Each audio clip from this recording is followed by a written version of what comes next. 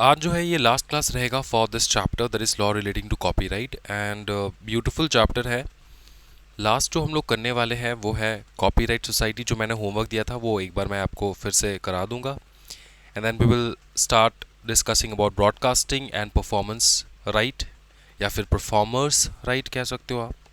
उसके बाद international copyrights ये समझेंगे कि कैसे आपका कॉपीराइट प्रोटेक्शन इंडिया में लेना एंड फॉरेन में वो प्रोटेक्टेड रहता है। समझ में आ रहा है? ये चीज़ हम लोग देखने वाले हैं।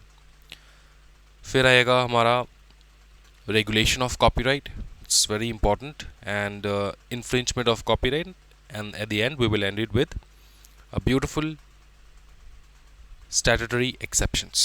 Okay, the first thing that we're going to study today is okay, copyright society. Now we have already studied about copyright society. What are copyright societies? Copyright societies are those kind of institutions or those kind of societies which help to manage all the copyright rights, ठीक है, of its members. ठीक है, अब होता क्या है? अच्छा sir, आपका मेंबर्स कौन है एंड कॉपीराइट तुम्हारा जो ये राइट्स वगैरह ये क्या है, अच्छे से एक्सप्लेन करो। मेंबर्स वो बंदे होते हैं जो इस सोसाइटी का हिस्सा होता है, ठीक है। और आज अगर पकड़ लो तुमने कोई बुक लिखा तो तुमको इस सोसाइटी का हिस्सा बनना पड़ेगा एंड देन तुम्हारा जो बुक से रिलेटेड जितने भी रेवेन्यू आएगा या फिर जो कुछ भी तुम्हारे बुक से रिलेटेड जितनी भी पॉसिबल वेज है जिससे तुम कमा सकते हो उस बुक से, वो सारा मैनेज जो है ये कॉपीराइट सोसाइटी वाले करते हैं। समझ में आ रहा है? समझ में आ रहा है? अब सुनो एक चीज, तुम रह रहे हो पकड़ लो असम में, ठीक है, तुमने एक बुक लिखा। अब चेन्नई के किसी एक छोटे शहर में पकड़ लो तुम्हारा बुक वहाँ पे छप गया। समझ में आ रहा है? कोई और पब्लिशर जो है उसने छपा दिया सेम टू सेम। तो तुमको यहाँ पे असम में बैठ के कैसे पता चलेगा, है ना? तो तुमको एक चाहिए, एक ऐसा ऑर्गेनाइजेशन जो ऑल ओवर इंडिया काम करता हो, और नॉट सिर्फ all over India, all over world काम करता हो। समझ में आ रहा है? जो प्रोटेक्ट करके रखे, जिसका रीच बहुत है, उससे उसके बदले तुमको फी पे करना होगा उनको, राइट? कॉपीराइट सोसाइटी को फी पे करना होगा। तो ये होता है कॉपीराइट सोसाइटी। जो सोसाइटी हेल्प करता है तुमको मैनेज करने के लिए तुम्हारे प्रोडक्ट से या फिर तुम्हारे सर्विस से जिसके ऊपर तुमने कॉपीराइट ले रखा है उससे रिलेटेड जितने भी तुम्हारे इश्यूज है, राइट्स है, उसको मैनेज करने का ठेका जो है वो ले रखते हैं वो हमारे कॉपीराइट सोसाइटी। अब देखिए कॉपीराइट सोसाइटी एक बार रीड करेंगे। Registered collective body formed by author and owners. Function: issue licence, collect royalties, distribute them to the members, members right collectively. ठीक है, सिंपल चीज। इसको एक बार मैं छोटा छोटा एक्सप्लेन कर देता हूँ। इशू लाइसेंस का मतलब ये होता है कि तुमने अगर तुम्हारे कॉपीराइट मटेरियल को यूज करने का किसी को लाइसेंस देना है तो वो लाइसेंस कौन इशू करेगा? तुम्हारा कॉपीराइट सोसाइटी, ठीक है। फिर कलेक्ट रॉयल्टीज, तुम्हारा गाना कहीं और पे बज रहा है, तुम लिरिसिस्ट हो तो उसके बदले तुमको मिलने वाला है रॉयल्टीज। समझ में आ रहा है? तो वो रॉयल्टीज कौन कलेक्ट करेगा? कॉपीराइट सोसाइटी, है ना। फिर distribute them to the members, obviously वो कलेक्शन करने के बाद जिसका जो मेंबर, ऐसा नहीं होता है कि तुम्हारा रॉयल्टी कलेक्ट करने के बाद सारे मेंबर्स को डिस्ट्रीब्यूट कर देंगे, ऐसा नहीं। मतलब जिसका जो रॉयल्टी है उसको डिस्ट्रीब्यूट किया जाता है और सारे ही मेंबर्स होंगे वहाँ पे, ठीक है ना। सारे मेंबर्स होंगे इन ए सेंस कि जितने भी लोग क्रिएटर्स है जिनका कॉपीराइट ले रखा है, ठीक है, तुमने कुछ क्रिएट किया, तुमने कॉपीराइट लिया है, किसी और ने कुछ क्रिएट किया, किसी और ने कॉपीराइट लिया है, तो वो सारे मेंबर्स बन जाते हैं इन सोसाइटी का, सो दैट सबका इंटरेस्ट कलेक्टिवली प्रोटेक्टेड रह पाए। समझ में आ चुका? फिर मैनेज राइट्स कलेक्टिवली, ये तो मैंने तुमको समझा दिया कि तुम्हारे जो भी राइट्स है, अधिकार है, वो कलेक्टिवली मैनेज करने के लिए कॉपीराइट सोसाइटी का दरकार होता है। अच्छा, registration mandatory for carrying on licensing business. Licensing for work in film sound recording must be done through society only. फिर मतलब लाइसेंसिंग इन ए सेंस कि तुम लाइसेंस देना, किसी को लाइसेंस दे रहे हो। लाइसेंस का मतलब क्या होता है? Authority to use. समझ में आ रहा है? तो लाइसेंस दे रहे हो तुम। फिर ये सब कुछ जो है कॉर्पोरेट सोसाइटी के द्वारा ही होता है। Central government registers based on members interest, public convenience and competence. अच्छा, फिर रजिस्ट्रेशन फॉर 5 years रिन्यूअल कर सकते हो तुम, can be cancelled if mismanaged. ये कॉपीराइट सोसाइटी के बारे में हो रहा है। सुनो, ये जो कॉपीराइट सोसाइटीज़ होते हैं, ये मेंबर्स के बारे में बात नहीं हो रहा है यहाँ पे। ये जो registration 5 years renewable can be cancelled if mismanaged, ये क्या हो रहा है, ये जो बात हो रहा है ना, कंप्लीट जो बात हो रहा है, ये बात हो रहा है फॉर रजिस्टर्ड सोसाइटी। अब होता ये है कि तुमने कॉपीराइट सोसाइटी खोल लिया, ठीक है, अब इसको तुम मैनेज नहीं कर पा रहे हो अच्छे से, तो सेंट्रल गवर्नमेंट इसको बंद करवा देगा। इसको रिन्यू करने के लिए तुम एवरी 5 years तुमको रिन्यू करना होता है। ये देखो लिखा है यहाँ पे, क्या ये समझ में आ रहा है? हाँ जी, ओके। फिर ये बस ये सिंपल चीज़ है, और क्या है इसमें, कुछ दिक्कत है ही नहीं। फिर एडमिनिस्ट्रेशन देखो, accepts exclusive authorization from members to manage rights can partner with foreign societies।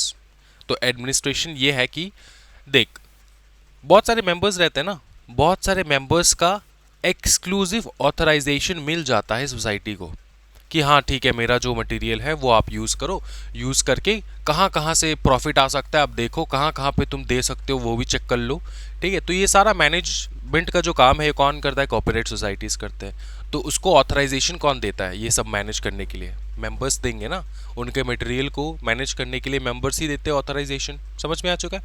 अब जो इंडिया का कॉपीराइट सोसाइटी है वो बाहर विदेशों का जो कॉपीराइट सोसाइटीज़ होंगे, फॉरेन गवर्न बॉडीज जो होंगी, गवर्नमेंट गवर्निंग बॉडीज कहा गया, एक सेकेंड, ये फॉरेन सोसाइटीज़, ये फॉरेन सोसाइटीज़ जो तुमको दिख रहा है ये मतलब जो इंडिया के बाहर खुला है, तो उनके साथ वो क्या कर सकते हैं बताओ? उनके साथ वो कर सकते हैं पार्टनरशिप, ठीक है, सो दैट कोई दिक्कत ना आए, ठीक है। तो बाहर भी लॉन्च हो सकता है तुम्हारा गाना, बाहर भी प्ले हो सकता है, बाहर इंडिया के बाहर प्ले हो रहा है, तुमको इंडिया में बैठ के रॉयल्टीज मिल रहा है, कितना मजे। फिर देखो control, subject to collective control of its members, equal representation in governing body, no discrimination। इसका मतलब ये होता है कि देख कोई डिस्क्रिमिनेशन नहीं होगा, जितने भी मेंबर्स हैं इक्वली, सबको इक्वल, जो भी कॉपीराइट एक्ट में, कॉपीराइट का जो लॉ है उसमें जो कुछ भी तुम्हारा बेनिफिट्स है वो सब कुछ सारे मेंबर्स को इक्वली मिलेगा। क्या ये समझ में आ रहा है? हाँ जी, ओके। फिर हम लोग क्या देखेंगे? ओके, देखो, जो कि तुमको पता है जो ये कॉपीराइट सोसाइटी होता है ये सारे मेंबर्स मिलके बनाते हैं, जैसे तुम लोग बनाते नहीं हो फेसबुक पेज, सारे मेंबर्स मिलके बनाते हो, उसी प्रकार से सारे मेंबर्स मिलके बनाते हैं ये कॉपीराइट सोसाइटी। तो सबका अधिकार है गवर्न करने के लिए। क्या इस बात का तुमको कोई दिक्कत है? हाँ जी, सबको अधिकार मिलेगा गवर्निंग बॉडी को रिप्रेजेंट करने के लिए। इस बात का ध्यान रखना, equal representation in governing body, no discrimination, किसी को भी किसी प्रकार का डिस्क्रिमिनेशन नहीं होगा। पहला जो मैंने चीज़ तुमको बताया था कि डिस्क्रिमिनेशन नहीं हो सकता, वो एक चीज़ है, और ये जो मैंने तुमको बताया कि डिस्क्रिमिनेशन नहीं हो सकता, ये दूसरा चीज़ है। पहला जो मैंने बताया था वो ये है कि मेंबर्स के बीच में किसी प्रकार का डिस्क्रिमिनेशन होगा ही नहीं, ठीक है। अब गवर्न करने के वक्त भी किसी प्रकार का डिस्क्रिमिनेशन नहीं हो सकता। तुमको कुछ बोलना है तुम बोल सकते हो, तुम अपना पक्ष रख सकते हो, एंड तुम लोग कलेक्टिवली मिलके मैनेज करते हो उस पूरी सोसाइटी को। ऐसा नहीं हो सकता कि एक बंदा, हाँ वहाँ पे रिप्रेजेंटेटिव्स होते हैं, ठीक है, तुमको इलेक्ट करना होता है जो पूरा देखेगा, क्योंकि सब लोग सब कुछ तो नहीं कर सकते ना। तो इस बात का तुमको ध्यान रखना है, बस इतना ही याद रखना है। रजिस्ट्रेशन को तुमको याद करना है, एग्जामिनेशन के लिए बहुत इंपॉर्टेंट है।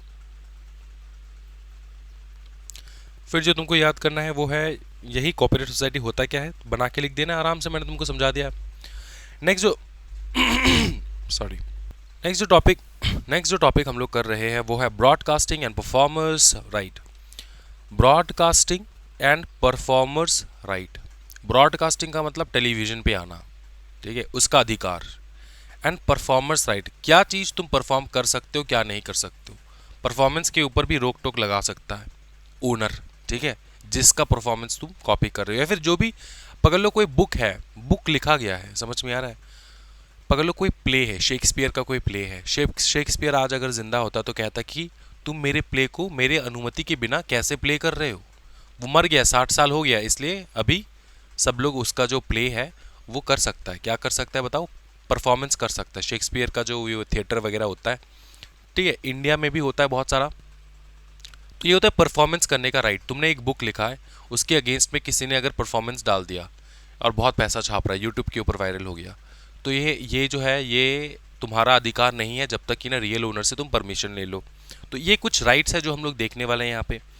देखो, broadcasting reproduction right, special right for broadcasters in their broadcast term 25 years from years after broadcast. मतलब ये होता है, बात ये होता है कि 25 ईयर्स पर अगर लो कोई भी न्यूज़ चैनल में कुछ भी चल रहा है, ठीक है, या फिर तुमने कुछ भी ब्रॉडकास्ट किया, वही टीवी वही पे डाल रखा है, कुछ भी चल रहा हो, उसको छापने का अधिकार किसी के पास नहीं है 25 साल तक। जैसे नॉर्मल लोगों को कॉपीराइट मिलता है 60 साल तक, एंड आफ्टर तुम्हारा लाइफ टाइम फिर तुम्हारा 60 साल। उसी प्रकार से तुमको ब्रॉडकास्टिंग का जो अधिकार मिलता है वो होता है 25 ईयर्स मैक्स। ठीक है, 25 ईयर्स, इस बात का ध्यान रखना।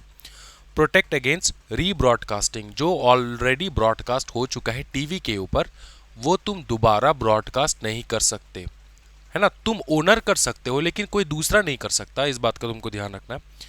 Casual public viewing, hearing for payment, recording the broadcast, selling, renting, illegal recording. अच्छा, एक चीज समझो, रिकॉर्डिंग द ब्रॉडकास्ट का मतलब ये होता है कि पकड़ लो कुछ टीवी पे आ रहा है, तुमने ब्रॉडकास्ट किया, ठीक है, टीवी पे आ रहा है, रेडियो पे आ रहा है, कहीं पे भी आ रहा है, तुमने उसका रिकॉर्डिंग कर लिया, ठीक है, लैपटॉप पे तुम देख रहे हो, यूट्यूब के ऊपर वगैरह, तुमने उसका रिकॉर्डिंग करके छाप के तुमने कहीं और पे अपलोड कर दिया, तो ये ब्रीच हो रहा है। क्या हो रहा है बताओ? ब्रीच हो रहा है, राइट। तो इसलिए तुमको क्या करना है कि तुमको ये सावधानी बरतना है। अगर तुम क्रिएटर हो तब तो तुमको 25 ईयर्स का कोई दिक्कत वाली बात नहीं है, एकदम फुल छूट मिल रहा है यहाँ पे, ठीक है। फिर देखो, performance right, performance right, special right for performance in their performances 50 years from the year after performance, exclusive rights to do and authorize। देखो, make sound visual recording of performances, reproduction, storage, copies, communication, sell, rent copies of recording। तुमने कोई किसी प्रकार का performance कर दिया, पकड़ लो, तुमने नाचा है, फॉर एग्जाम्पल डांस किया, डांस इंडिया डांस वाला सोच लो, तुमने क्या किया है? डांस किया है, और तुमने डांस किया है, समझ में आ रहा है, और पकड़ लो किसी ने इसका रिकॉर्डिंग कर लिया, तुम्हारे परफॉर्मेंस का रिकॉर्डिंग कर लिया, स्टोर करके रख लिया अपने पास, कॉपीज डिस्ट्रीब्यूट कर रहा है, कम्युनिकेट कर रहा है, तो ये अलाउड नहीं होता। कितने साल तक तुम्हारे पास अधिकार रहेगा तुम्हारे परफॉर्मेंस के ऊपर? Exclusively 50 years. तो सर एक चीज़ बताओ, ये जो हम लोग यूट्यूब के ऊपर देखते हैं ना कि किसी का डांस का वीडियो खींच के जो डाल दिए, ठीक है, यूट्यूब के ऊपर, अब देखो होता क्या है, एक अननोन पर्सन, अननोन, अचानक कुछ गाना गा दिया, अचानक कुछ डांस वांस कर दिया, कच्चा बादाम गा दिया, कौन सा कच्चा बादाम गा दिया, ठीक है। अब इसके पास भी राइट है, अधिकार है उसका अपना कॉपीराइट जो है लागू करने के लिए। कॉपीराइट के लिए रजिस्ट्रेशन नहीं चाहिए होता है दोस्तों, ये हम लोग लास्ट में देखेंगे। देखो तुमको दिखा देता हूँ, registration of copyright mandatory question mark, answer है नो। कॉपीराइट तुम्हारा जन्मसिद्ध अधिकार है, ये तुमको जान लेना है, ये तुम्हारा अधिकार है, कोई तुमसे छीन नहीं सकता ये अधिकार, ठीक है। अब होता ये है कि वो कॉपीराइट क्लेम नहीं करता किसी चैनल के ऊपर अगर उसका फोटो खींच के, वीडियो खींच के यूट्यूब पर लाखों कमा रहे लोग। क्यों? क्योंकि इसको फेमस होना है ना दोस्तों, इसको होना है फेमस। अगर बड़े बड़े चैनल्स इसका वीडियो नहीं डालेगा तो ये फेमस कैसे होगा? आज ये इतने बड़े बड़े आर्टिस्ट के साथ कैसे गाना गा रहा है, अपना वीडियोस छोड़ रहा है? पॉसिबल नहीं हो सकता था, राइट। पॉसिबल तभी हुआ जब ये फेमस हुआ थ्रू द रिकॉर्डिंग्स, जब वो गया ऑनलाइन। क्या ये समझ में आ रहा है? तो इस बात का तुमको ध्यान रखना है, ठीक है। तो परफॉर्मेंस ऐसा होता है कि तुम 50 साल तक तुम्हारे पास पूरा अधिकार है परफॉर्मेंस करने के बाद कि तुम उसको पूरा जो है from the year after performance, मतलब परफॉर्मेंस करने के ठीक बाद से तुम्हारा पूरा राइट मिलता है कि 50 ईयर्स तक तुम अपने परफॉर्मेंस को प्रोटेक्ट करके रख सकते हो। कोई भी ऐरा गैरा नत्थु गैरा तुम्हारे परफॉर्मेंस को रिकॉर्ड करके अपलोड नहीं कर सकता, ठीक है। ये तब होता है भैया जब तुम्हारे परफॉर्मेंस का कोई वैल्यू होता है ना। कच्चा बादाम का क्या वैल्यू था? कोई वैल्यू था ही नहीं, वो तो वैल्यू बढ़ा बाद में जाके जब वो वायरल हुआ। क्या ये समझ में आना? ये होता है चीज़ें, जब तुम स्टैब्लिश्ड हो तब तुम्हारा वैल्यू रहता है, तब तुम कुछ भी गा दो उसका वैल्यू रहता है। उसको प्रोटेक्ट करने के लिए गा दो, डांस कर लो या फिर कुछ भी कर लो, ठीक है, परफॉर्मेंस कर दो इस चीज़ का, तो उसको प्रोटेक्ट करने के लिए you have to make sure बताओ ना, क्या you have to make sure, क्या? हाँ जी, बताओ। हाँ जी, copyright, you have to make sure कि तुम्हारा पूरा पूरा टर्म कॉपीराइट का तुमको मिल रहा है, बस यही चीज़ है। कॉपीराइट लो तुमको जानना होता है। फिर देखो, broadcast communicate the performance unless already broadcast, मतलब यही बात है कि तुम ब्रॉडकास्ट कर सकते हो तुम्हारे खुद का परफॉर्मेंस वगैरह। Consent, written consent to include performance in a film usually allows producers use but performance still get royalties for commercial uses. किसी प्रकार का परफॉर्मेंस तुमने किया है जिसके लिए वो प्रोड्यूसर जो है वो फिल्म में लगा रहा है, और इसके बदले तुमको मिलता है क्या, बताओ? रॉयल्टीज, क्योंकि वो कमर्शियली जब जब जहाँ जहाँ पे प्ले होता है तब तुमको मिलता है royalties. Moral rights of performer, right to be identified, right to object और to derogatory treatment, prejudicial to reputation. ये होता है कि मॉरल राइट्स ऑफ परफॉर्मेंस, तुमको अगर पसंद ही नहीं है कि तुम्हारा जो परफॉर्मेंस हुआ है वो कहीं कहीं और पे जाए, कहीं और पे अपलोड हो, तुम्हारा खुद का प्राइवेसी मेंटेन करना है तुमको, तो वो तुम्हारा पूरा अधिकार होता है। Right to be identified, right to object to derogatory treatment. ठीक है, तुम्हारे परफॉर्मेंस को लेकर कोई अगर कुछ बोल रहा है उसके ऊपर भी तुम ऑब्जेक्शन डाल सकते हो। Treatment, prejudicial to reputation, इसका मतलब तुम्हारा रेप्यूटेशन खराब करने के लिए। ठीक है, तो इस बात का ध्यान रखना। अच्छा, फिर जो हम लोग देखेंगे दोस्तों वो है इंटरनेशनल कॉपीराइट। अब एक बहुत इंटरेस्टिंग ट्रीटी के बारे में हम लोग जानने वाले। एक इंटरेस्टिंग नहीं, बहुत सारे ट्रीटीज हुआ है। एक इंटरेस्टिंग नोटिफिकेशन के बारे में जानने वाले, क्या बताओ? एक इंटरेस्टिंग नोटिफिकेशन के बारे में जानने वाले हैं जो कि बहुत ही ब्यूटीफुल होता है। Section 40 of the copyright act 1957, ये आया था एक नोटिफिकेशन से। ये एक नोटिफिकेशन से आया under the section 40 of the copyright act. याद रखना, ये जो इंटरनेशनल कॉपीराइट के बारे में हम लोग बात कर रहे हैं, ऑर्डर, ये इंटरनेशनल कॉपीराइट, इसको हम लोग पूरा लिखेंगे तो इंटरनेशनल कॉपीराइट ऑर्डर, ये आया था अंडर द सेक्शन 40। नोटिफिकेशन से सेक्शन 40 में ये इंक्लूड कर दिया गया था। अब हुआ क्या था कि पकड़ लो, तुम सोच रहे हो भैया अब तो ग्लोबलाइजेशन जो है इट्स अ रियलिटी, राइट? तो तुमको लगता नहीं कि रशिया, बहुत पहले तुमको लगता था रशिया कितना दूर है, आज तुमको लगता है चाइना टपक के चले जाएंगे रशिया, क्या दिक्कत है? तो globalisation is a real thing happening in the world right now. होता है कि इंडिया में तुमने कोई भी चीज़ क्रिएट किया है और तुमने इंडिया में कॉपीराइट ले लिया उस चीज़ का, तुमको डर है कि वर्ल्ड में किसी और जगह उसका कॉपीराइट जो है वो नहीं मिलेगा तुमको, है ना? तुमको ये डर था कि वर्ल्ड में किसी और, रशिया में पकड़ लो गाना प्ले हो रहा है, मेरे को रॉयल्टीज़ नहीं मिल रहा है, समझ में आया? किसी और कंट्री में तुमको प्रोटेक्शन नहीं मिल सकता। तो ये चीज़ गवर्नमेंट को भी पता था अच्छे से। गवर्नमेंट ने क्या किया, एक ऑर्डर निकाला। ऑर्डर था इंटरनेशनल कॉपीराइट ऑर्डर। ठीक है, ऑर्डर में क्या बताया गया कि तुम्हारा जो कॉपीराइट है वो बाकी कुछ कंट्रीज जो है, अब ये कौन से कंट्रीज है मैं तुमको समझाऊंगा, लेकिन ये समझ लो, बाकी कुछ कंट्रीज है इसमें जो है इक्वली तुमको प्रोटेक्शन मिलेगा। और इन कंट्रीज का जो कॉपीराइट मतलब क्रिएशंस है ये इंडिया में इक्वली प्रोटेक्शन मिलेगा। ये बन पाता है थ्रू वेरियस ट्रीटी। अब जैसे कि दी बर्नी कन्वेंशन, फिर आया यूनिवर्सल कॉपीराइट कन्वेंशन, फिर आया फोनोग्राम्स कन्वेंशन, फिर आया World trade Organization TRIPS agreement. ये सारा ट्रीटी का मतलब होता है अग्रीमेंट करना। ठीक है, एक अग्रीमेंट करना कि भैया हमारा जो क्रिएटर्स हैं उनका जो क्रिएशन है वो हर देश में कंप्लीटली प्रोटेक्टेड रहना चाहिए। और वो कौन से देश होंगे जिन्होंने इस ट्रीटी में, इन कन्वेंशंस में उनका हिस्सा था। ठीक है, उन्होंने भी, they were part of this conventions is a kind of an agreement, जो उन लोग ने अग्रीमेंट किया कि चलो ठीक है, देखो मेंबर कंट्रीज, ठीक है, extend protection to the member countries, जो भी इन कन्वेंशंस के हिस्सा है, फॉर एग्जांपल रशिया है, यूएसए है, तो इन सारे कंट्रीज को इक्वल प्रोटेक्शन मिलेगा उनके खुद के कॉपीराइट का। क्या ये समझ में आ रहा है? ये पहले तो था नहीं, इसलिए देखो इंडिया से जितने भी इंटेलेक्चुअल नॉलेजेबल चीज़ ब्रिटिशर्स लोग लेकर जा पाए, लेकर चले गए एंड अपने नाम पे छपा लिए। समझ में आ रहा था? ओके। अब इंडिया को ग्लोबलाइजेशन के बारे में ज़्यादा पता नहीं था, क्योंकि वो लोग सोचे नहीं कभी कि कोई आके हमारे ऊपर ऐसा 2 साल तक, 2 साल कह रहा हूँ मैं, 200 साल तक जो है भैया बहुत ज़्यादा कत्लेआम करेंगे। अच्छा देखो, इंटरनेशनल कॉपीराइट। अब समझना, सबसे पहला जनरल रूल क्या है? इंडियन एक्ट, इंडियन कौन सा एक्ट? यही कॉपीराइट एक्ट जो है अप्लाई करता है to work first published in India.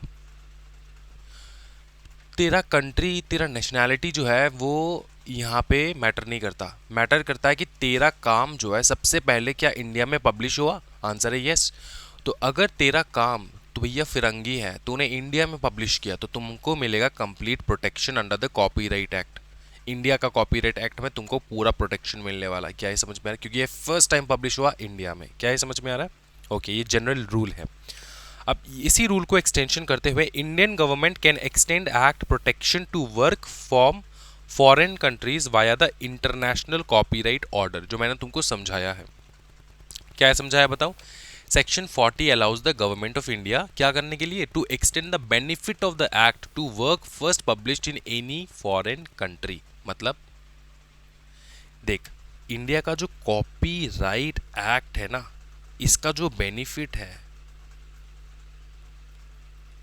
ये फॉरेन कंट्री में, सुनो, फॉरेन कंट्री में फर्स्ट पब्लिश्ड अगर हुआ, पब्लिकेशन अगर हुआ, फर्स्ट पब्लिकेशन, तो इंडिया का कॉपीराइट जो है वो तुमको पूरा सारा बेनिफिट तुमको मिलेगा। सर वो कौन से कंट्री से, वो है मेन बात। समझो, फिर से मैं रिपीट करूं, इसको समझो। Section 40 allows the government of India to extend the benefits of the act to works first published in any foreign country. ठीक है, इन एनी फॉरेन कंट्री, लेकिन इसमें एक रेसिप्रोसिटी है। क्या बताओ? This is usually done on a reciprocal basis, meaning the benefit granted to foreign works in India will not exceed what the foreign country grants to Indian work. इसका मतलब क्या होता है? देखो, the foreign country must grant similar protection to Indian works. Terms in India cannot exceed terms in the term in the country of origin. इसका मतलब ये होता है, देखो समझो इस चीज को। पकड़ लो, तुमने जापान में तुमने अपना कॉपीराइट लिया है, ठीक है, और जापान एंड इंडिया के बीच में किसी प्रकार का कन्वेंशन में दे आर हिस्सा ऑफ द पर्टिकुलर कन्वेंशन, ठीक है, और वो लोग पार्ट है, ठीक है, वो लोग ने अग्रीमेंट किया कि भैया हम तुम्हारे कंटेंट को प्रोटेक्ट करेंगे, तुम हमारे कंटेंट को प्रोटेक्ट करना। क्या है समझ में आ रहा है? ओके, अब समझो। Terms in India cannot exceed terms in the country of origin.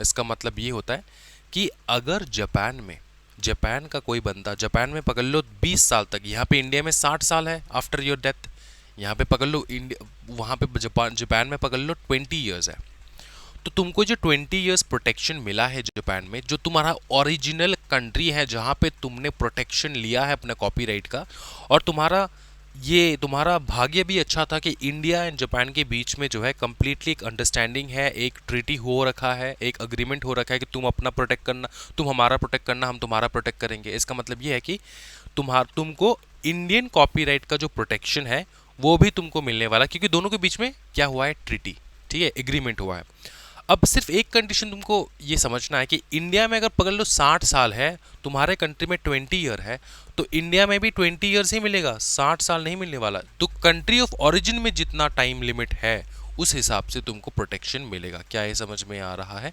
और एक चीज समझो, और एक चीज समझो, देखो ये सेम चीज जो जापान वाला बंदा को इंडिया में मिल रहा है, वो सेम जो है रेसिप्रोकल होगा ना। रेसिप्रोकल का मतलब जो तुम हमारे लिए करोगे हम तुम्हारे लिए करेंगे। सेम बेनिफिट जो है इंडिया के बंदे को जापान में भी सेम मिलने वाला है, अगर दोनों पार्ट ऑफ द कन्वेंशन है तो। मतलब obviously part of the convention इसलिए डिस्कस कर रहे हैं हम लोग, है ना। तो इससे क्या होता है? कॉपीराइट प्रोटेक्शन मिलता है, स्टे करता है, क्रिएटर के पास रहता है, and it is all over the world, globally उसको प्रोटेक्शन मिलता है। क्या है समझ में आ रहा है दोस्तों? दिखा, similar protection to Indian works, ठीक है। अच्छा, अब international copyright order 1999 extends protection to member countries of Berne convention. अच्छा, ये कौन से ये कन्वेंशंस, बर्ने कन्वेंशंस है क्या, एक एक करके एक्सप्लेन करूं। बर्ने कन्वेंशन है क्या, मैं तेरे को बता दूं। देख, एग्जामिनेशन पॉइंट ऑफ व्यू के लिए इंपॉर्टेंट नहीं कि ये कन्वेंशंस है क्या, लेकिन तुम्हारे अंडरस्टैंडिंग के लिए इंपॉर्टेंट है कि कन्वेंशंस है क्या, तो मैं समझा दूंगा। बर्ने कन्वेंशंस कंट्री क्या होता है कि country that is a member of the Berne copyright union.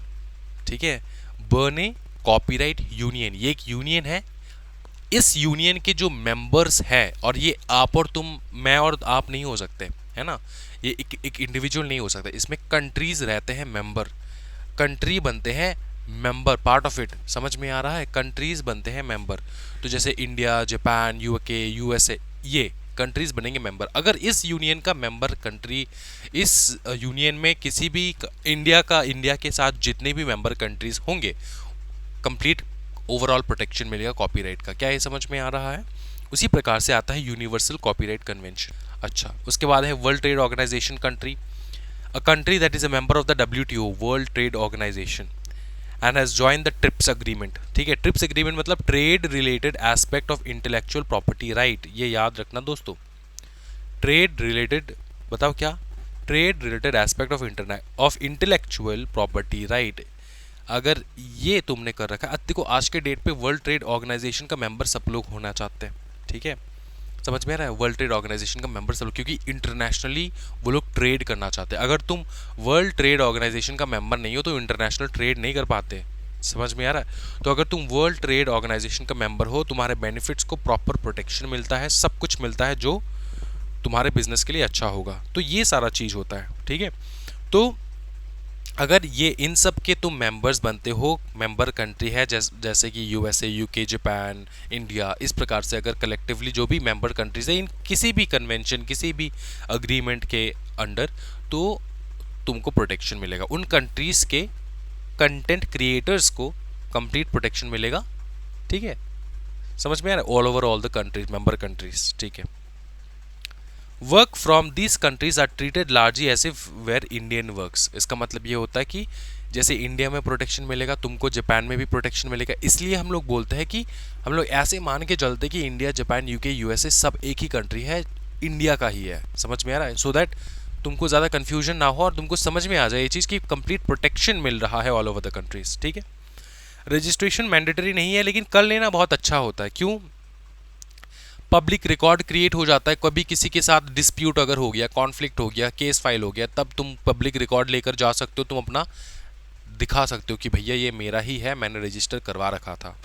Certificate is prima facie evidence, ये एक एविडेंस की तरह जो है लिया जाता है, और कोर्ट कचहरी के मामले में ये यूज़ हो सकता है। तो इसलिए कॉपीराइट लेना नेसेसरी होता है। वैसे तुम्हारा कॉपीराइट, तुमने जो कुछ भी क्रिएट किया है वो जन्मसिद्ध अधिकार है तुम्हारा कि वो तुम्हारा ही रहेगा, कोई कॉपी नहीं कर सकता। लेकिन इसको प्रूफ कैसे करोगे कि ये तुमने ही क्रिएट किया है, इसके लिए तुमको कॉपीराइट ले लेना चाहिए, सो दैट फ्यूचर में अगर किसी ने कॉपी कर लिया, डिस्प्यूट हो गया, तो तुम लेकर जा सकते हो it as a prima facie evidence.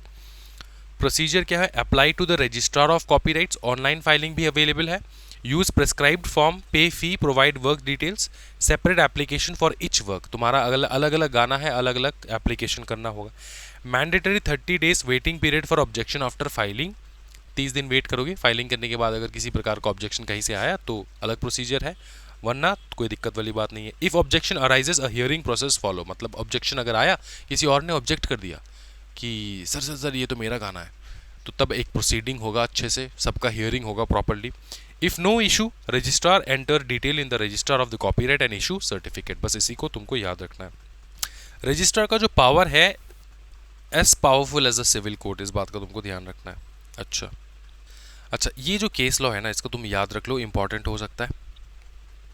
Case law Sanjay सोया, ये होता है Sanjay Soya Private Limited versus Narayani Trading Company. अब जब एग्जामिनेशन में तुमको पूरा केस लॉ याद नहीं कर सकते ना, तुम अगर इतना याद कर रहे हो संजय सोया, ठीक है, संजय सोया इतना याद कर रहे हो तब भी चलता है। फर्स्ट नेम, अगर केस लॉ का फर्स्ट नेम भी तुमको याद हो रहा है तब भी चलता है। ठीक है, इसलिए मैंने फर्स्ट नेम लिख रखा है। पूरा अगर तुमको याद ना हो पाए तो ये टोटल जो है वो है, संजय लिख लो, Sanjay Soya Private Limited versus Narayani Trading Company 2020। Ruling क्या था, बॉम्बे हाई कोर्ट का रूलिंग था।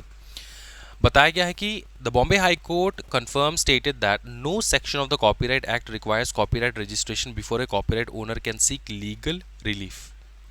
समझ में आ रहा है? इसका मतलब ये है कि अगर तुमने कॉपीराइट प्रोटेक्शन तुमको चाहिए तो ये नेसेसरी नहीं है कि तुमको रजिस्ट्रेशन करवाना होगा लीगल रिलीफ चाहने से पहले। इसका मतलब ये है कि पकड़ लो किसी भी प्रकार का डिस्प्यूट हो गया तुम्हारे और किसी दूसरे के बीच में, ठीक है, अब तुम जाना चाहते हो कोर्ट, तो कोई तुमको रोक नहीं सकता। इस केस में ये बताया गया कि तुम्हारा अगर रजिस्ट्रेशन ना भी हो कॉपीराइट के अंदर तब भी तुम कोर्ट में जा सकते हो, लीगल रेमेडी के लिए तुम कोर्ट में जा सकते हो। ऐसा मैंडेटरी नहीं कि तुमको पहले रजिस्ट्रेशन करवाना होगा फिर ही जाके तुम लीगली जो है अब मदद मांग सकते हो, ऐसा नहीं है, ठीक है।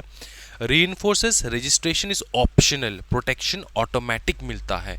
Registration is completely optional, protection क्या मिलता है? ऑटोमेटिकली। तो मैंने जिस प्रकार से इस मटेरियल को ड्राफ्ट किया ना दोस्तों, ये ड्राफ्टिंग हुआ है इन अ सेंस कि तुम एग्जामिनेशन के एक दिन पहले जैसे तुम रिवाइज करोगे, तुम किस प्रकार से रिवाइज करोगे, यही तो तुमको मेन चीज कीवर्ड्स तुमको याद रखना है। और मैंने कीवर्ड्स ही लिख रखा है सो दैट तुमको कोई डाउट ना हो एक केस लॉ दूसरे केस लॉ से कैसे अलग है। तुम सिर्फ कीवर्ड्स को याद रखोगे तो तुमको समझ में आ जाएगा, अच्छा ये केस लॉ एक चीज है, वो केस लॉ दूसरा चीज है। पढ़ने के टाइम पे जब फर्स्ट टाइम तुम इसको रीड करोगे तब जाके थोड़ा तुमको ध्यान देना होगा, समझ लेना होगा। एक बार तुमने इस मटेरियल को समझ लिए ना, फिर तुमको एग्जामिनेशन से पहले रिवीजन में कोई दिक्कत नहीं होगा, फटाफट फटाफट एक एक चैप्टर तुम रिवाइज कर पाओगे। समझ में आ रहा है? क्योंकि तुमको पता है संजय सोया केस में हुआ क्या था। बॉम्बे कोर्ट ने यही बताया था कि रजिस्ट्रेशन ऑप्शनल है, प्रोटेक्शन ऑटोमेटिक मिलता है। तो यही तो एक कीवर्ड है जो तुमको लिखना है एग्जामिनेशन में, और एग्जामिनर वही चेक करेगा, पूरा स्टोरी नहीं चेक करने वाला कि कौन था सोया, कौन था फिर तुम्हारा नारायणी ट्रेडिंग, ये कौन थे। ऐसे कोई भी बेसिक डेटा जो लिखा है तुम्हारे इंस्टीट्यूट के मटेरियल पे वो इंपॉर्टेंट नहीं होता। इंपॉर्टेंट होता है कि केस में रूलिंग क्या आया है, और वही रूलिंग जो है मैंने यहाँ पे मेंशन कर दिया, तो इसमें कोई दिक्कत वाली बात नहीं है। तो तुमको पहली बार जब पढ़ा रहा हूँ मैं, तुमको लग सकता है कि सर ये छोटे से कैसे समझ में आएगा, मैं एक्सप्लेन कर रहा हूँ ना, इसको तुमको दिमाग में बिठा लेना है बस, ठीक है। फिर तुम रीड करोगे तो ऑटोमेटिकली आ जाएगा। अच्छा, कॉपीराइट का इन्फ्रिंजमेंट किसको कहा जाता है? बहुत बड़ा क्वेश्चन है। कॉपीराइट का इन्फ्रिंजमेंट किसको कहा जाता है? What is it? देखो सिंपल चीज है, using a copyrighted work without the owner permission जो है in a way that violates their exclusive right. बस इतना ही तेरे को याद रखना है बस, और मैं पढ़ाऊंगा नहीं, बाकी होमवर्क है यहाँ आपका। व्हाट डज इट हैपन, ये सारा तुम खुद घर में पढ़ लो। सिंपल चीज तुमको याद रखना है, बेसिक, इसमें तुमको माथा नहीं मारना है, इस टॉपिक को तुमको समझना है। सिर्फ क्या समझना है कि कॉपीराइट इन्फ्रिंज कैसे होता है। सिंपल चीज है, तुम ओनर से परमिशन लिए बिना अगर उसको यूज कर रहे हो, ओनर से परमिशन लिए बिना अगर तुम उसको यूज कर रहे हो जिससे ओनर का राइट वायोलेट हो रहा है, ओनर का राइट अधिकार वायोलेट हो रहा है, तो वो क्या हो जाएगा बताओ? बताओ, वो हो जाएगा इन्फ्रिंजमेंट। नेक्स्ट सीधा इधर आ जाओ, बस उतना ही याद रखना है। अच्छा एक चीज ये कर लो, case law S K Dutt, ठीक है, ये तुमको याद रखना है। केस लॉ क्या है? S K Dutt. अब समझना, S K Dutt versus law book company ऐसा करके केस था, ठीक है, और 1954 का केस था ये, S K Dutt versus law book company, ठीक है। लिखना है तो लिख लो पूरा नाम, S K Dutt versus law book company 1954। अब हुआ क्या था इस केस लॉ में कि बताया गया है कि मैंने अगर केस कर दिया तुम्हारे ऊपर, मैं कौन हूं? प्लेंटिफ। तुम कौन हो? डिफेंडेंट, क्योंकि तुम अपने आप को डिफेंड करोगे और हम हैं प्लेंटिफ। तो तुमने जो, सुनो, मैं प्लेंटिफ हूं, तुम कौन हो? डिफेंडेंट। मैंने तुम्हारे ऊपर केस क्यों किया? क्योंकि मेरे को डाउट है कि तुमने मेरा सामान को कॉपी कर लिया, ठीक है, मेरे राइट को इन्फ्रिंज कर लिया, ठीक है। अब कोर्ट में जब गया ये केस, तो ये प्रूफ करने का बर्डन किसके पास है कि तुमने जो है कॉपी किया है? बर्डन रहता है प्लेंटिफ के पास, किसी और के पास नहीं, इस बात का ध्यान रखना। Burden of proof is on the plaintiff to show infringement occurred, ठीक है। कोर्ट का ये जिम्मेदारी नहीं है, तुम्हारा जिम्मेदारी है, तुमने केस किया, तुम बताओ कि किस हिसाब से तुम ये बता रहे हो कि इन्फ्रिंज हुआ तुम्हारे राइट का, और किसी ने तुम्हारे राइट को इन्फ्रिंज किया। समझ में आ रहा है? तो बर्डन ऑफ प्रूफ किसके ऊपर है? प्रूफ लाने का बर्डन किसके ऊपर है? प्लेंटिफ के ऊपर। बस यही तुमको याद रखना है। स्टैट्यूटरी एक्सेप्शन, ये जो है इसको हम लोग इन्फ्रिंजमेंट नहीं कहेंगे, when it is not infringement. अच्छे से समझना, certain uses are permitted without permission, the most common includes ये कुछ है। अब तुम समझना कि ऐसा नहीं समझना है कि भैया पूरा इंक्लूसिव है, ये समझ में आ रहा है, या फिर पूरा जो है यही है जो है, ऐसा नहीं है। इसके अलावा भी बहुत सारे ऐसे टर्म्स है, ऐसे कंडीशंस, ऐसे सिचुएशंस है जब तुम कॉपी कर सकते हो लेकिन वो इन्फ्रिंज नहीं होगा। कुछ इंपॉर्टेंट यहाँ पे मेंशन्ड है, वही हम लोग देखने वाले हैं। सबसे पहला जो है देखो, फेयर डीलिंग।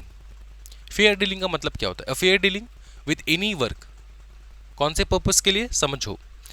प्राइवेट और personal use include research, criticism और review, reporting current events affairs, ठीक है, करंट इवेंट्स अफेयर मतलब न्यूज।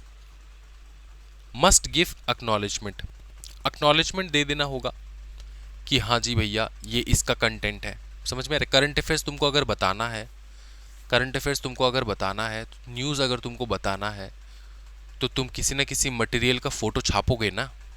पकड़ ले कोई बुक है, पकड़ ले आज मैंने कोई बुक निकाला है, उसके ऊपर मैंने कॉपीराइट लिया है, क्या तुम मेरे बुक का कवर कहीं पे छाप सकते हो? आंसर है नो, इम्पॉसिबल, छाप नहीं सकते, यूज़ नहीं कर सकते मेरे बुक का कवर कहीं पे। लेकिन अगर तुमको न्यूज़ बताना है कि भैया ऐसा ऐसा बुक निकला है मार्केट में, क्या तुम मेरा फर्स्ट कवर छाप सकते हो न्यूज़पेपर पे? आंसर है यस। समझ में आ रहा है?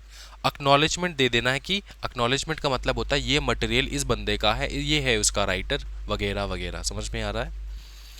तो तुम प्राइवेटली यूज़ कर सकते हो, पर्सनली यूज़ कर सकते हो, क्रिटिसिज्म या फिर रिव्यू में यूज़ कर सकते हो। जैसे कि तुम यूट्यूब पे चेक करते हो ना, बहुत सारे रिव्यू चैनल्स होते हैं, कैसा रहा देखते हैं ये वाला फिल्म, बॉलीवुड फिल्म्स के रिव्यूज़, नेटफ्लिक्स के रिव्यूज़, अमेजॉन प्राइम के रिव्यूज़।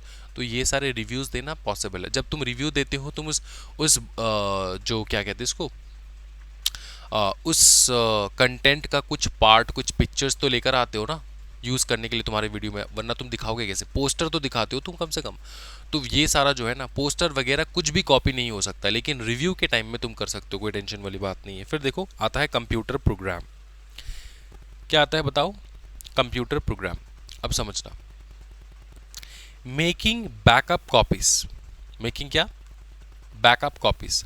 ये तुमको सिर्फ ये समझना है, कंप्यूटर प्रोग्राम के बारे में ज़्यादा लोगों को पता नहीं होता। पकड़ ले माइक्रोसॉफ्ट का तुमने कोई सॉफ्टवेयर खरीदा है, ठीक है, माइक्रोसॉफ्ट का पकड़ ले ऑफिस सूट तुमने खरीदा है, माइक्रोसॉफ्ट ऑफिस का खरीदा है।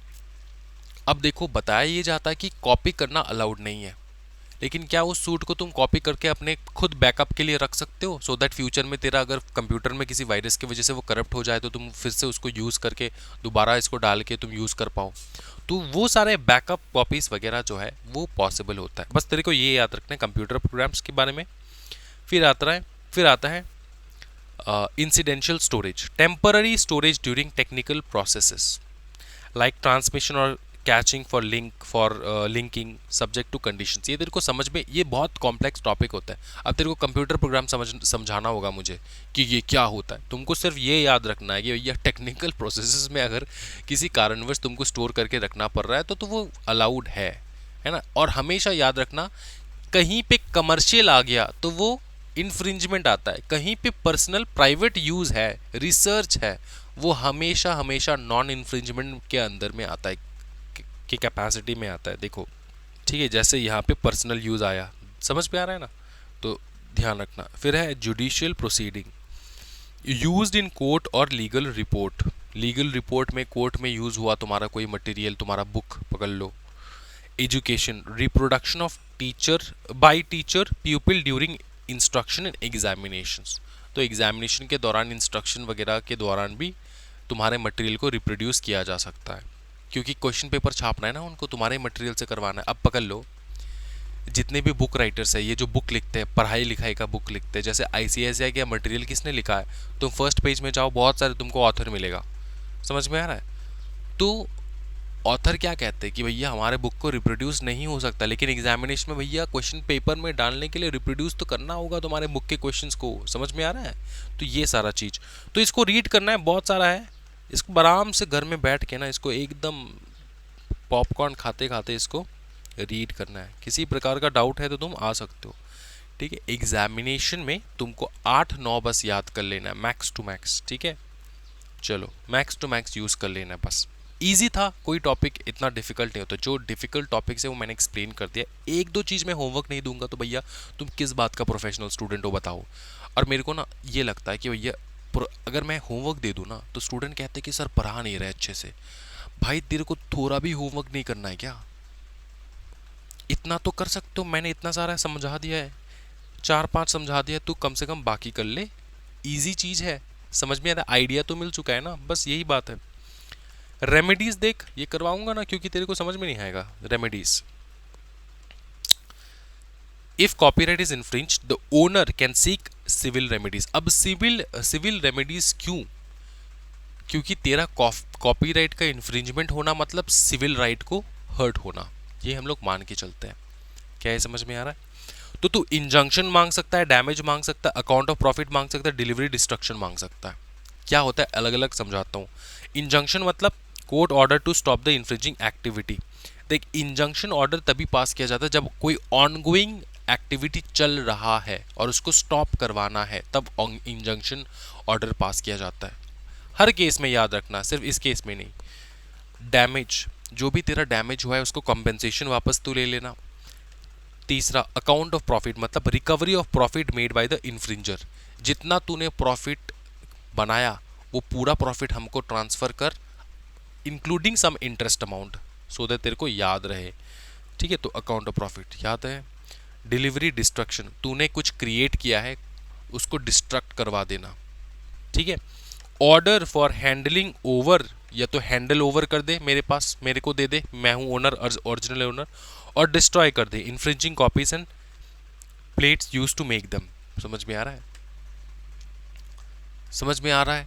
ओके, इस बात का ध्यान रखना। जो भी तूने कॉपी किया उसको डिस्ट्रक्ट कर दे या फिर मेरे को हैंड ओवर कर दे। जो भी सामान तू यूज कर रहा था उसको बनाने के लिए उसको डिस्ट्रक्ट कर दे। समझ में आ रहा है? अच्छा, ये है तुम्हारा क्रिमिनल रेमेडी। क्रिमिनल रेमेडी का मतलब ये है कि तुमको, क्रिमिनल रेमेडी का मतलब कि जेल या फाइन, यही तो है क्रिमिनल रेमेडी। क्रिमिनल रेमेडी में और होता क्या है? यही होता है।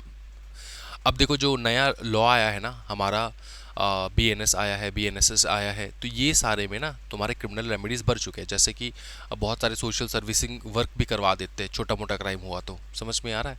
तो ये सब भी इंक्लूडेड हुआ है। लेकिन इन अ ब्रॉडर वे, क्रिमिनल का क्या, तुम क्रिमिनल एक्टिविटी है तो किस प्रकार का तुम्हारा जो है तुमको पनिशमेंट मिल सकता है, वो है इम्प्रिजनमेंट या तो फाइन बेसिकली। तो वो हमको यहाँ पे कर लेना है। ठीक है। अब देखो, border enforcement custom prohibit import of infringing goods, assist in destruction. तो जो भी इन्फ्रिंज्ड आइटम तुम कॉपी करके लेकर आ रहे हो, इंडिया में घुसाने की कोशिश कर रहे हो, तो वहीं पे वहीं पे तुम्हारा जो कस्टम ऑफिसर्स है ना, वो लोग डिस्ट्रॉय कर देंगे उस मटेरियल को, और उनके पास पूरा अधिकार होता है डिस्ट्रॉय करने का। क्या ये समझ में आ रहा है दोस्तों? Protection of rights management information, RMI, knowingly removing, altering a digital rights information or distributing works with removed RMI is punishable। RMI मतलब right management information. Right management information का मतलब क्या होता है?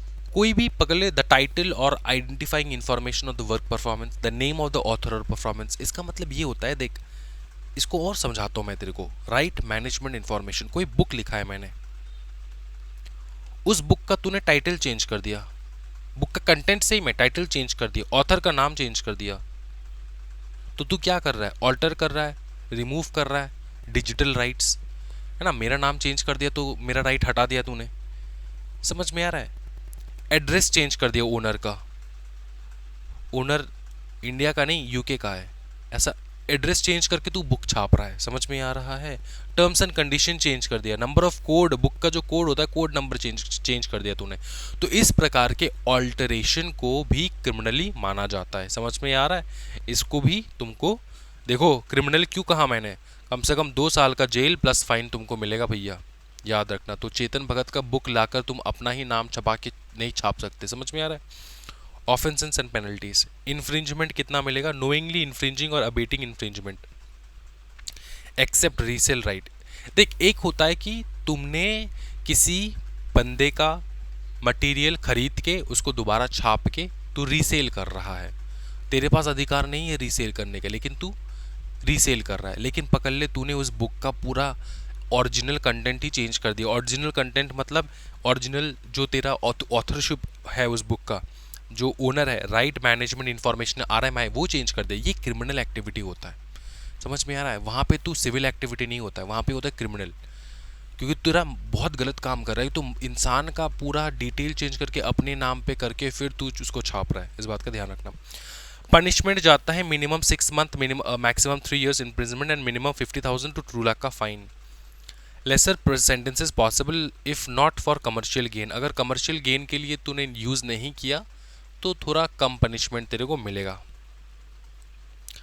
Cognizable and non cognizable, police can arrest without warrant, bail not automatic, bail not automatic, confirm by Supreme Court in Knit Pro International case. ठीक है, cognizable ही non bailable होता है, ये तेरे को पता है। नॉन बेलेबल ऑफेंस जो है वो कॉग्निजेबल है, एंड कॉग्निजेबल जो है वो नॉन बेलेबल है। बेलेबल जो है वो नॉन कॉग्निजेबल है, नॉन कॉग्निजेबल जो है वो बेलेबल होता है। समझ में आ रहा है? ओके ठीक है। बेलेबल सर, बेलेबल बेलेबल मतलब क्या होता है? नॉन बेलेबल मतलब ये सर क्या होता है? यहाँ पे तेरे को अरेस्ट का जो है वारंट नहीं चाहिए होता है। अगर नॉन बेलेबल ऑफेंस तूने किया है तो वहाँ पे वारंट लेकर नहीं जा सकते। ठीक है, मतलब रिक्वायरमेंट नहीं होता है वारंट लेकर, तुम ऐसे भी जा सकते हो विदाउट एनी वारंट। अच्छा अच्छा, possessing of plates for infringement, ये प्लेट्स फॉर इन्फ्रिंजमेंट क्या होता है sir? Any person knowingly makes और पोजेसेस एनी प्लेट, मतलब मोल्ड, नेगेटिव, मास्टर कॉपी, जिससे तो कॉपी होता है। समझ में आ रहा है? प्लेट, यहाँ पे प्लेट का मतलब वो खाने का प्लेट नहीं, इसमें होता है जैसे मोल्ड।